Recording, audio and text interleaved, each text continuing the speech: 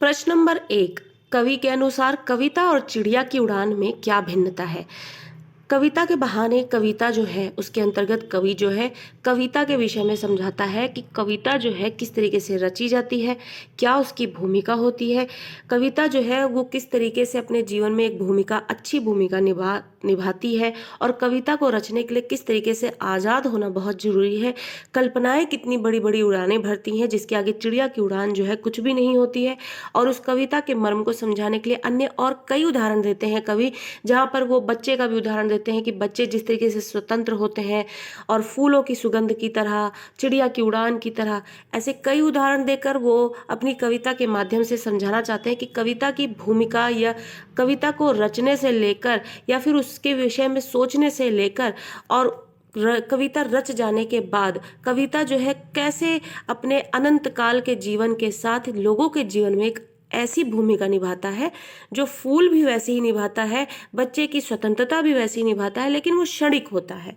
लेकिन कविता का जो जीवन है वो अनंत है और वो अनंतता के साथ किस तरीके से अपनी भूमिका का निर्वाह करती रहती है।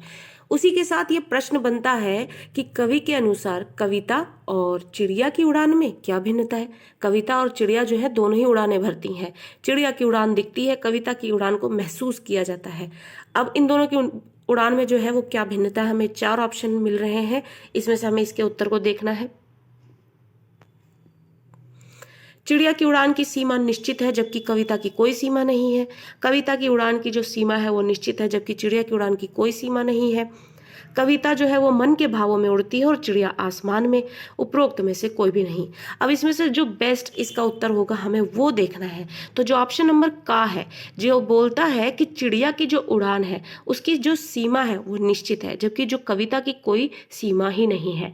जो चिड़िया है वो एक सीमा तक उड़ सकती है, लेकिन जो कविता की उड़ान है वो अनंत है, उसकी कोई सीमा नहीं है।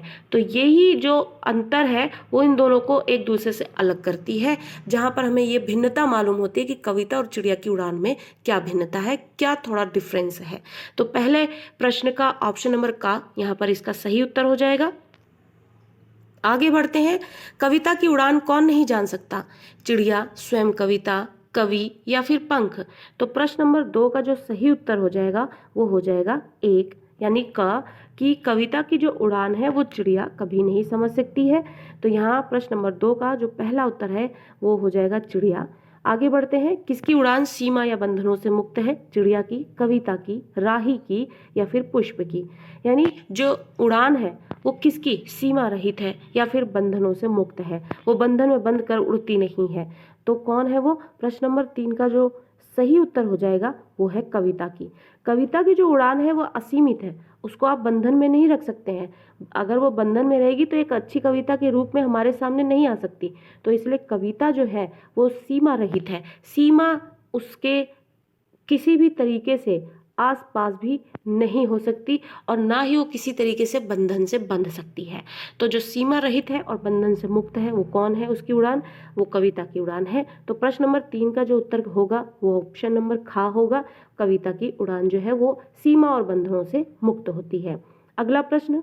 कविता के पंखों की समानता किससे नहीं की जा सकती? जो कविता के पंख हैं, जो कविता को बड़ी बड़ी उड़ानें देता है और अनंत उड़ान देता है, उसकी समानता किससे की गई है?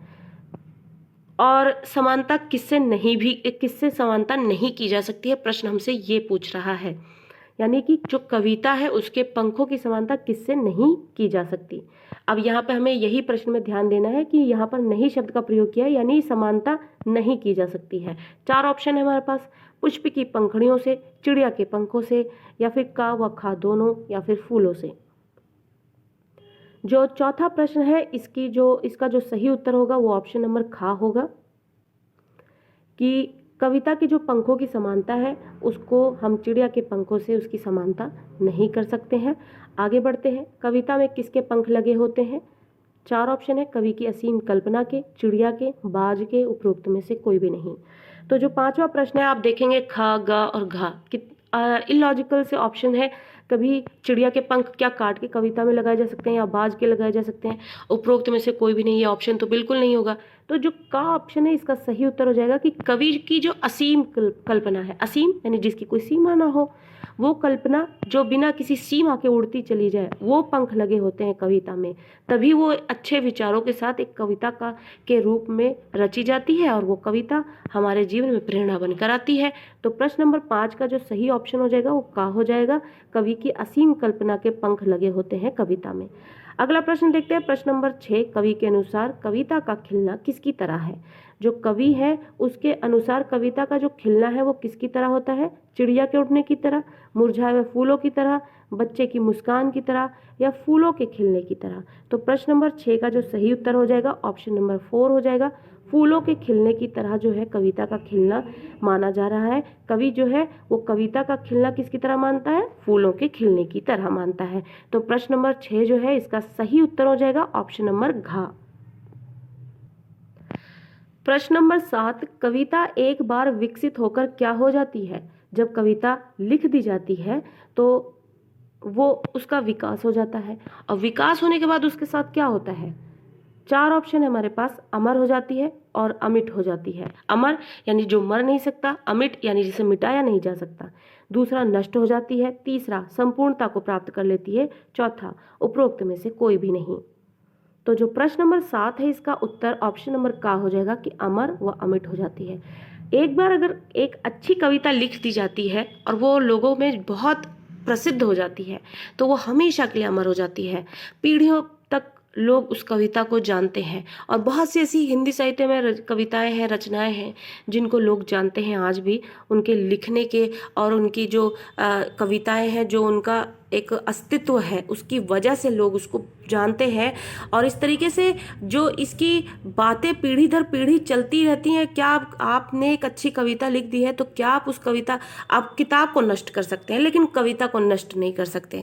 इसलिए यहाँ पर कविता की बात हो रही है कि कविता एक बार विकसित हो जाती है यानी लिख दी जाती है, रच दी जाती है, लोगों में प्रसिद्ध हो गई, तो क्या वो उसको कभी खत्म की जा सकती है? बिल्कुल भी नहीं। आप किताब खत्म कर सकते हैं, पन्ने खत्म कर सकते हैं, कागज खत्म कर सकते हैं, लेकिन कविता कभी नहीं खत्म होती, तो वो अमर हो जाती है, अमिट हो जाती है। तो प्रश्न नंबर 7 का जो ऑप्शन नंबर का होगा वो इसका सही उत्तर हो जाएगा। आगे बढ़ते हैं, कवि के अनुसार कविता की समता कौन नहीं कर सकते। जो कविता है उसकी समानता किससे नहीं की जा सकती कवि के अनुसार, कवि, फूल, पक्षी या फिर मनुष्य। तो जो प्रश्न नंबर 8 है इसका सही ऑप्शन हो जाएगा फूल।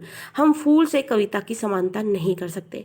फूल और कविता दोनों एक ही तरीके से खिलते हैं, दोनों में ही बहुत बेहतरीन से रंग होते हैं, बहुत अच्छी खुशबू होती है अपने अपने तरीकों की, लेकिन फूल जो है वो क्षणिक होता है, क्षण भर के लिए होता है और 2 दिन बाद उसकी अस्तित्व जो है वो खत्म होने लगता है, कविता का नहीं।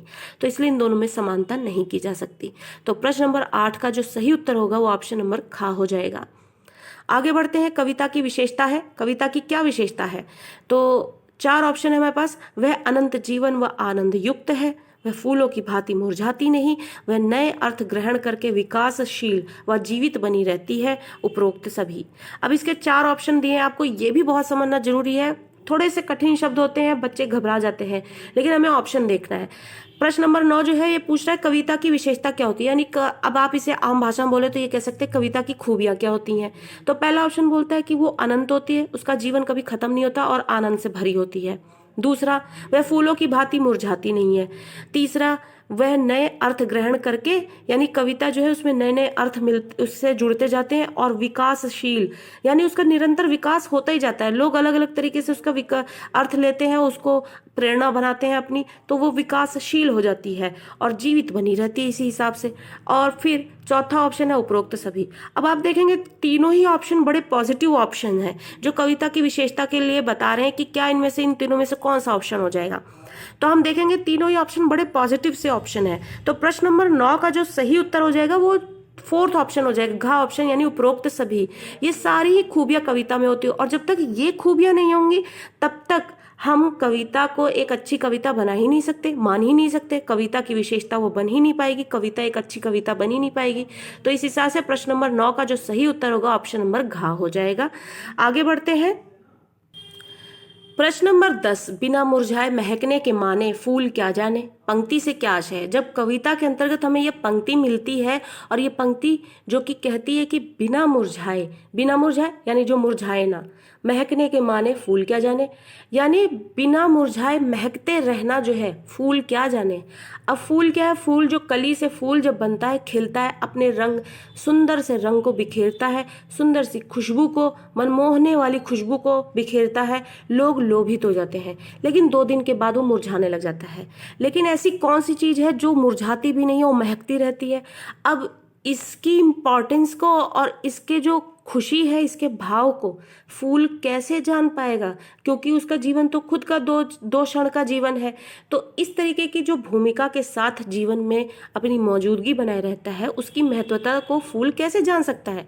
अब ये पंक्ति ये कहना चाह रही है यहाँ पर। अब कविता के में जो है ये पंक्ति क्या अर्थ दे रही है, इसके लिए हमारे पास 4 ऑप्शन है। कविता के खिलने के मर्म को फूल भी नहीं जान सकता, यानी जो कविता खिलती है उसके अर्थ को फूल नहीं समझ सकता। दूसरा, कविता हर समय फूल की तरह खिलती रहती है। कविता जो है हर समय फूल की तरह खिलती रहती है, क्योंकि कविता जो है हर व्यक्ति अपने अपने तरीके से अपने अपने अर्थ में लेता है और उसको अपनी प्रेरणा का स्रोत बनाता है। अगला ऑप्शन है कविता फूल से अधिक समय तक खिली रहती है। चौथा ऑप्शन है कविता मुरझाती नहीं है। तो आप देखेंगे कि चारों ऑप्शन पॉजिटिव हैं, लेकिन कविता में इस पंक्ति का क्या अर्थ है हमें वो देखकर ध्यान से समझना है।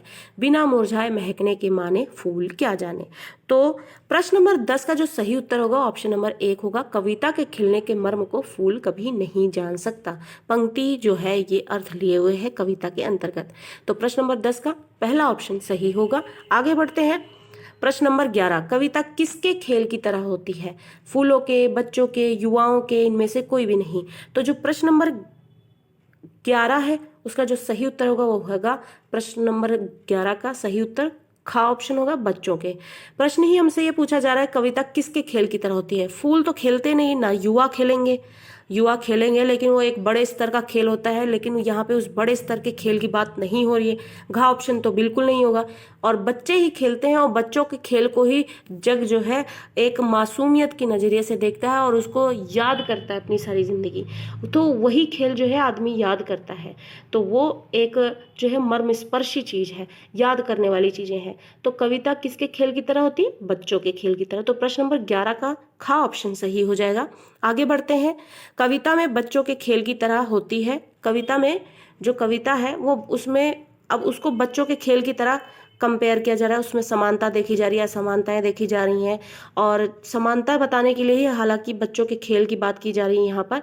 तो वो उसमें बच्चों के खेल की तरह कविता में और क्या चीज़ होती है? विकास की असीम संभावनाएं, अर्थ की व्यापक संभावनाएं, रचनात्मक ऊर्जा, या फिर उपरोक्त सभी। अब आप देखेंगे तीनों ऑप्शन बड़े ही पॉजिटिव ऑप्शन है, यानी जब बच्चे खेलते हैं तो उनसे उनका विकास होता है। दूसरा ऑप्शन जो बोलता है अर्थ की व्यापक संभावनाएं, उनकी समझ भी बढ़ती है, उनकी बुद्धि भी बढ़ती है। तीसरा रचनात्मक ऊर्जा, यानी वो बहुत एक्टिव हो जाते हैं, ऐसी एनर्जी उनमें आ जाती है। तो ये तीनों बड़े पॉजिटिव पॉइंट्स हैं। कविता में ऐसे पॉइंट होना बहुत जरूरी है। तो प्रश्न नंबर 12 का जो सही ऑप्शन हो जाएगा वो ऑप्शन नंबर घ हो जाएगा, उपरोक्त सभी। यानी ये सारे पॉइंट होना बहुत जरूरी है कविता में जो बच्चों के खेल की तरह होती है। अगला प्रश्न है प्रश्न नंबर 13, बच्चे और कविता क्या जानते हैं? भेदों के बंधन से ऊपर उठकर एक होना, रचनात्मक खेल खेलना, परस्पर बंधन में होना, उपरोक्त में से कोई भी नहीं। तो जो बच्चे हैं और जो कविता है वो दोनों कौन सी ऐसी एक बात है, कॉमन सी बात है और बहुत बड़ी बात है, बहुत बड़ा विचार है जो दोनों जानते हैं। इसके अलावा जग में लोग नहीं जानते, उन्हें समझाना पड़ता है। तो जो प्रश्न नंबर 13 का जो सही उत्तर होगा वो होगा ऑप्शन नंबर 1, भेदों के बंधन से ऊपर उठकर एक होना। यानी बच्चे नहीं जानते, उनको बिल्कुल भी जात पात ऊंच नीच से कोई मतलब नहीं। अगर उन्हें खेलना है तो वो हर एक बच्चे के साथ खेलेंगे जिनको वो पसंद करते हैं, और वो आपस में मिलजुल कर खेलेंगे भी, लड़ेंगे भी, और हार जीत को भी स्वीकार करेंगे, उसके लिए भी लड़ेंगे, लेकिन भेदभाव नहीं करेंगे। तो जो बच्चे और जो कविता है, और कविता के साथ भी ऐसा है, कविता तो ये नहीं बोलती है कि ये ऊंच नीच है या छोटा बड़ा है, जो भी है ये कविता मैं उसी के सामने प्रेरणा बनकर पेश होंगी या फिर मैं उसी को अच्छा अर्थ समझाऊंगी। तो बच्चे और कविता जो है वही जो है इनमें ही ये भाव होता है, उनमें ही ये खूबी होती है जो भेदों के बंधन से ऊपर उठते हैं और एक होकर रहने की कोशिश करते हैं और इसकी खूबी जानते हैं या इसके मर्म को और इस विचार को बेहतरीन तरीके से समझते हैं। तो प्रश्न नंबर 13 का जो सही उत्तर होगा ऑप्शन नंबर का होगा। अगला प्रश्न है प्रश्न नंबर 14, यह घर वह घर में कौन सा अलंकार है? 4 ऑप्शन है हमारे पास, श्लेष, उपमा, यमक, अनुप्रास। तो जो प्रश्न नंबर 14 है इसका सही उत्तर हो जाएगा यहाँ पर ऑप्शन नंबर घ, अनुप्रास अलंकार। आगे बढ़ते हैं, अगला प्रश्न देखते हैं, कविता के बहाने के रचनाकार कौन है? कविता के बहाने जो कविता है उसकी जो उसके कवि हैं वो कौन है? हरिवंश राय बच्चन, रघुवीर सहाय, कुंवर नारायण जी या फिर जयशंकर प्रसाद। तो जैसा कि हम सभी जानते हैं कुंवर नारायण जी जो इस कविता के रचनाकार हैं, तो वो कविता के बहाने के रचनाकार जो है वो कुंवर नारायण जी हैं। प्रश्न नंबर 15 का ऑप्शन नंबर घ जो है वो सही उत्तर हो जाएगा। और इसी तरीके से यहाँ पर हम कविता के बहाने, कविता से संबंधित यहाँ पर जो हमने MCQs किए हैं और जो ऑप्शनल क्वेश्चंस जो हैं वो टर्म 1 की एक परीक्षा की तैयारी जो हमने यहाँ पर की है, वो आशा करते हैं आपकी परीक्षाओं से संबंधित कुछ आपके लिए सहायता देंगे। और इसी तरीके से चैनल से जुड़े रहें ताकि आपको ऐसी वीडियोस मिलती रहें। चैनल को सब्सक्राइब करें। Thank you.